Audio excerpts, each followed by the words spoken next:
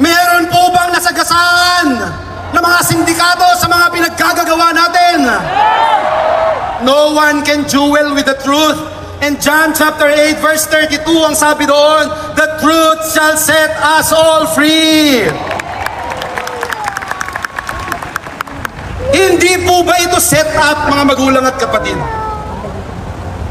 Sa mga kinaaway at nilabanan natin sa mga nakaraang panahon, lalo na sa sindikato ng flood control, meron kayang nagagalit at pilit ginugulo ang storya, ang totoong pangyayari para siguruhin na iset up si Joel Villanueva? Meron po bang umaaray na sindikato na gustong guluhin at sabihin na wag ilapit sa atin ang issue na ito, dalhin natin kay Joel Villanueva, iset up natin siya?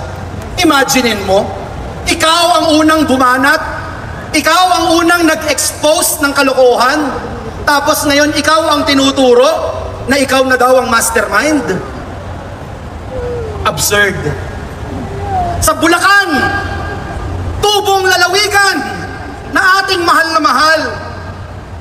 Mula pa noong 2023, iniisa-isa natin yung mga flood control projects na puro palpak. Tapos, sasabihin, aba, easy target dyan si Joel.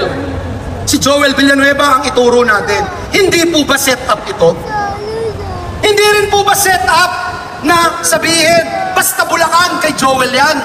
Wala nang ibang kongresista, wala nang ibang senador, wala nang ibang LGU official. Kay Joel yan, kaaway natin yan, iset up natin. Tanggalin natin sa pagiging majority leader ng Senado si Joel Villanueva. Bakit? Mahirap na part siya ng leadership, aawayin natin. Tanggalin natin. Hindi po ba set up din ito? Alam niyo po, hanggang ngayon, walang makita na flood control project si Joel Villanueva. Kahit na anong imbento, wala pa ring maituro ang kaaway. Yung binabanggit kanina ni Minority Leader Alan Cayetano, paulit-ulit sabi, miyembro ng Commission on Appointment si Joel Villanueva. Eh hindi naman pala. Hindi pala ako member ng CA noon na pinaparatang nila. Pabago-bago na po ang storya. Pabago-bago na ang aligasyon. Mahigit 100 na ang storya. Iba-iba po. Ilang beses sa mga pagdinig sa Kamara, sa Senado, ang sabi po sa General Appropriations Act yan, sa GAA yan. Pero nung huli sabi, ay wala pala sa GAA. Nasa unprogrammed funds pala. Ibang-iba po yun. Mga kapatid ko sa Panginoon, ibang-iba. Ang unprogrammed, hindi po dumadaan sa scrutiny ng Kamara, sa scrutiny ng Senado. Iba po yun. Ibang item po yun. Aba, nagulat po lahat. Nasa unprogrammed pala. Eh, ang unprogrammed, Malacanang ang nagdi-decide niyan. Bago mapondohan ang unprogrammed, dapat may bagong buwis. Bago may unprogrammed, dapat over-collection ng buwis.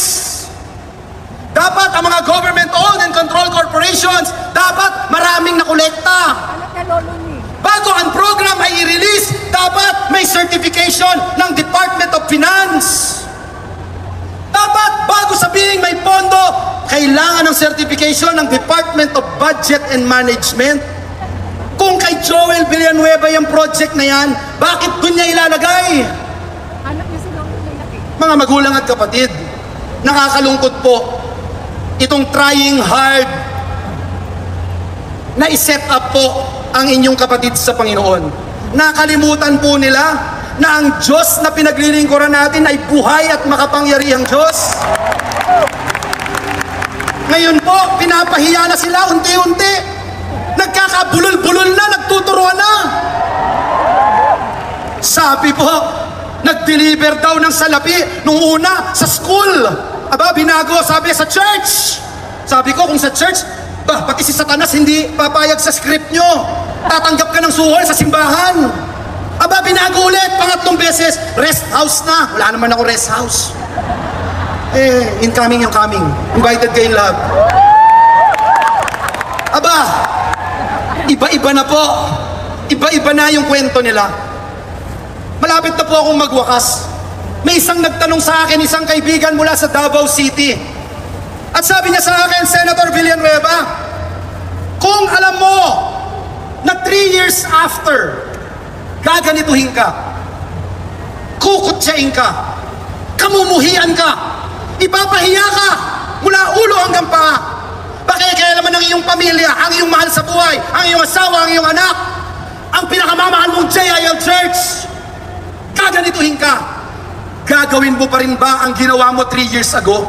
Agad-agad po sinabi ko, of course, yes. The answer is yes. Ang mga JIL, alam nila kung ano yung calling nila. Tayong mga JIL, alam natin kung paano natin pinapahalagaan ang pagtawag at pagpili ng Diyos sa atin. Hindi tayo pwedeng matinag. Hindi tayo pwedeng masindak ng kaaway kapag cause of God's kingdom na ang nakapalit. Our purpose is to transform this nation. Tanong po, tunay bang magbabago, matatransform ang bansang Pilipinas kung nakaupo lang po tayo? Kung binabato lang tayo ng papel, binabato lang tayo ng papel, pinipitik-pitik lang tayo, matatransform ba ang Pilipinas? Baka kailangan may death threat ka rin. Baka kailangan ipinapahiya ka rin. May mga nagsasabi ng mga ridiculous manufactured stories para nang sa ganoon mapukaw ang iyong apoy sa iyong puso na tunay na sumunod sa Diyos. Dinggin ang kanyang pagkakatawag sa iyo upang magbago ang minamahal nating bansang Pilipinas.